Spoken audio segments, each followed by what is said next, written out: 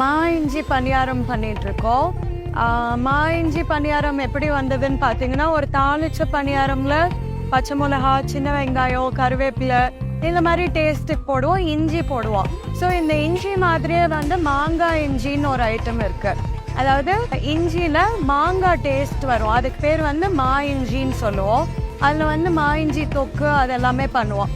இப்போ இதில் பார்த்தீங்கன்னா தாளித்த பணியாரம்க்கு போடுற மாதிரியே தாளிப்பு கடுகு, கடலைப்பருப்பு, கருவேப்பிலை எல்லாம் போட்டுட்டு அது கூட வந்து இந்த ஃப்ளேவருக்காக மா இஞ்சி மிக்ஸ் பண்ணி தாளிச்சுட்டு அதை மாவோட மிக்ஸ் பண்ணியாச்சு.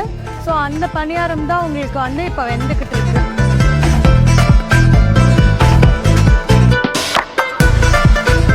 வந்துருச்சு, நல்லா செவந்திருக்கு பாருங்க. எப்படி அப்படியே கோல்டன் ப்ரௌன் கலர்ல ஒரு நல்ல கிரஸ்டோட நல்லா வெளியே மொறு மொறுன்னு இருக்கும், உள்ள வந்து ஸ்பாஞ்சியா இருக்கும்.